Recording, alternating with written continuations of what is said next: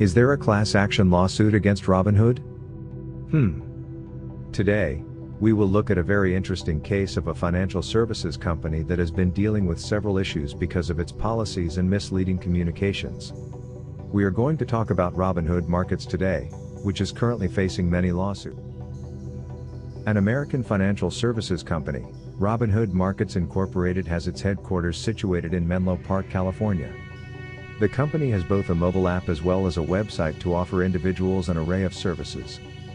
With the assistance of this company, people can invest in stocks and ETFs, or exchange-traded funds. It also offers services in crypto trading through Robinhood Crypto. There are no brick-and-mortar stores for this company. Instead, it operates entirely online and does not charge any fees. It was founded by Vladimir Tenev and Baiju Bhatt on April 18, 2013. As of 2020, it employs 1,281 people. Last year, the company announced its plans to expand to the United Kingdom. How does the company operate?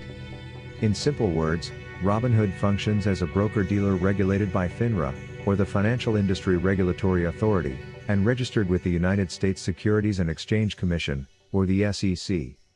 It is also a member of the Securities Investor Protection Corporation. The primary source of income for this company is the interest that it earns from the cash balances of its customers as well as from margin lending. Currently, according to its most recent SEC filing, the company has 13 million active users. What exactly are the statistics associated with this company? 5 years ago, it was determined that 80% of the firm's customers were millennials, and the average age of the customers was noted to be 26. It was also reported that every day, 50% of its users made use of the app, while the number escalated to 90% when calculated on a weekly basis. Since its inception, Robinhood has raised a lot of money from various venture capitalists, and just this year, the amount raised was $480 million. The current valuation of Robinhood has been reported to be $11.2 billion. Interestingly, during the stock market crash of 2020, trading using Robinhood increased substantially. Today, Robinhood is in some trouble because of various lawsuits and controversies. However, before we delve deeper into these issues, let us look at a few positive attributes of this entity. Let us look at the pros before dealing with the controversies of Robinhood. During this year's stock market crash, which was largely caused by the pandemic, trading through Robinhood increased by large numbers. In fact, several reputed sources have credited Robinhood for the positive shift in the market, although several credible bodies refuted these claims. However, there is no denying that Robinhood's model of commission-free trades of stocks and exchange-traded funds has attracted many people to investing. Moreover, the company also has the provision of instant deposits, making it very convenient for the users. Previously, it used ACH transfers, and hence, funds took at least 3 days to appear in accounts after being deposited by users. Users also have the provision of claiming free stocks by referring others to join. In 2018, Robinhood decided to prohibit its clients from spending money on a few high-risk penny stocks by banning Helios and Matheson Analytics and a few other stocks. Because of Robinhood, several other brokerages, including E-Trade, TD Ameritrade, and Charles Schwab, decided to remove trading fees. Just last year, Robinhood introduced features to assist its users with the purchase of fractional shares and automatic dividend reinvestment, while automatic recurring investments were introduced this year. The platform is very easy to use and is popular for being user-friendly, even among novices. Hence, the fact that there are no fees or commissions associated with trading coupled with an app that is easy to use has made trading with Robinhood accessible for everyone. While these pros may seem quite tempting, it is crucial to understand the recent controversies that Robinhood has found itself in before determining if it is a good app to use. Without further ado, let us look at the lawsuits and controversies that Robinhood is dealing with right now. While Robinhood revealed its major sources of income, what it did not mention was that a chunk of its revenues is generated by selling order flow to high-frequency trading platforms, or payment for order flow. Just 3 months ago, the SEC opened a probe into the company in relation to this particular practice. In fact, Robinhood was charged by the SEC because it reportedly resorted to frequent misstatements which did not reveal the receipt of payments from various trading firms to Robinhood for routing the orders placed by customers to them. Not only that, but the SEC also charged Robinhood for failing to satisfy its duty of best execution when it comes to customer orders. Basically, the SEC stated that Robinhood customers received higher execution prices in comparison to what competitors would have offered due to Robinhood charging the principal trading firms such high costs to receive the order flow. As a result, Robinhood was asked to pay $65 million in order to settle these charges. What exactly does all of this mean? Let us look at these charges and the SEC's order a little more closely. Simply put, each time you, a user, place any stock trade on Robinhood, this entity that you are placing your trust in is not the one that is delivering the results. It is not filling any trades that are placed using its platform. Instead, the company outsources this job to another company. Why? Well, it is much easier for Robinhood to get the job done this way, and more importantly, Robinhood gets paid by such companies for receiving your order. Out of the total amount of the trade, the money earned by these third-party trading companies is a very meager amount. In addition, this practice is followed by several brokerages across the world. However, Robinhood was sued for allegedly not providing its customers with competitive pricing, which it promises to do. Instead, Robinhood chooses to direct the orders to companies that pay the highest amounts. The SEC order stated that between 2015 and late 2018, several misleading statements were made by Robinhood, and sometimes, information was purposely omitted by them in the FAQs as well as other aspects of its website in relation to its largest source of revenue. It was revealed that Robinhood made most of its money by directing the orders placed by its customers to those other firms for execution, which is commonly referred to as payment for order flow. Another part of the SEC's order discussed the primary selling point of Robinhood, which was to offer commission-free trading to its customers. It was deduced that because of its excessive payment for order flow rates, the orders of Robinhood customers were processed at prices which could be considered inferior in comparison to the prices of other brokers. However, on its website, false claims were made by Robinhood that its quality of execution was on par with its competitors or even surpassed them. Because of Robinhood's inferior trade prices, the SEC revealed that its customers lost out on $34.1 million overall, even after considering the commission-free model and savings because of that. In fact, it was revealed that Robinhood took more money for orders in comparison to its rivals, with the ratio approximating around 60-1, according to its regulatory filings. What are the remedies that Robinhood agreed to?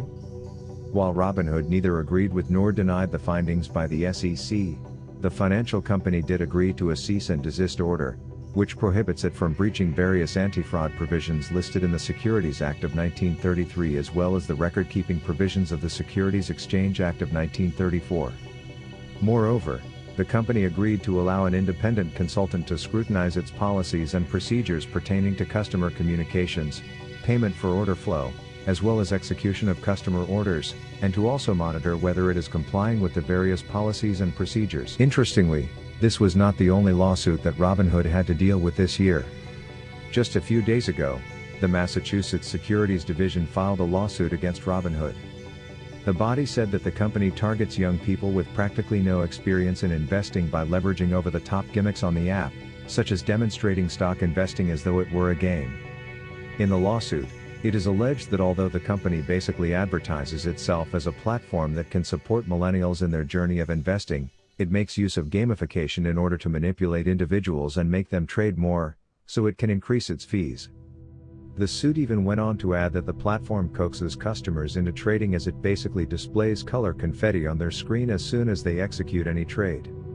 It has been claimed that the use of gaming strategies to motivate users to trade more is unethical, and it also does not comply with the standards laid down in Massachusetts. However, in this case, Robinhood has denied these allegations and will be fighting the case in court. The official statement by the company also defended its moves by claiming that millions of individuals began trading through Robinhood, and they remain dedicated to serving them. Among its 13 million users, 500,000 users of Robinhood reside in Massachusetts, and their combined assets are worth $1.6 billion. The payment for order flow system was also mentioned in the complaint by Massachusetts, which argued that the higher the number of trades executed by Robinhood, the more money that Robinhood will receive from brokerages. It was also alleged by the state regulators that these tactics leveraged by Robinhood led hundreds of users to engage in thousands of trades. They gave the example of an inexperienced individual making over 12,700 trades in about 6 months. Furthermore, they claimed that about 670 individuals who use Robinhood and have close to no experience engage in about 5 trades each day. The courts are being asked to impose a fine on Robinhood, although the amount remains undisclosed. Another demand is to direct Robinhood to look for an independent consultant who would review the policies and procedures of the company and the app. This is not all. In fact, there are several controversies that this company had to deal with in its 7 years of existence. Last year, July saw Robinhood admitting that it stored all of the passwords of its customers in clear text format, which is in a readable form in every internal system owned by the company. However, it did not reveal how customers were affected by this lack of security measures and even went on to allege that there was no proof of any form of abuse of data. However, this year, the company admitted that about 2,000 accounts under the Robinhood Markets category became vulnerable during a hacking spree. And subsequently, customer funds were siphoned. Robinhood admitted that the hacking attacks were more serious than previously stated. Robinhood also gained a lot of negative publicity in June 2020 after a user of the app died by suicide. Alexander E. Kearns, a student at the University of Nebraska, saw in his Robinhood margin trading account with a negative cash balance of $730,000. He ended up dying by suicide because of the shock caused by this traumatic news. However, it was revealed later that the negative balance was temporary in nature and was caused by unsettled trading activity. The suicide note blamed Robinhood. The 20-year-old stated that Robinhood permitted him to pile up on excessive risk. After this unfortunate incident, Robinhood held a press release and promised that it would consider incorporating stricter criteria as well as education for individuals looking to access Level 3 options authorization. Another problematic aspect is that by just clicking a few buttons, inexperienced users can engage in options trading. Options trading is an extremely high-risk form of trading wherein you can either make a lot of money or, alternatively, lose huge sums. Detractors have questioned whether making this form of trading accessible for individuals with minimal financial literacy and education is a smart move or if it will create chaos.